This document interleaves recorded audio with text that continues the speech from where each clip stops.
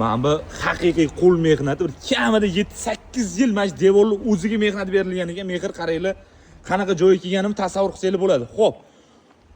Ko'rishingiz mumkin, bizning Xumsonni dala mahallasida bizda tapchan shunaqangi salqin joylashtirilgan.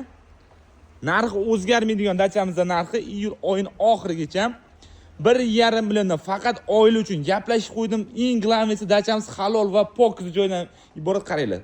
Qozon o'chol shunaqangi mehr, приятный, top-toza, faizli joyga kelganman. Egalarining ham muomalalari yaxshi, basseyn 10/5, detskilari ham bor, suvlari filtratsiya bo'lib turibdi. Bu tomon sanuzurlari bor.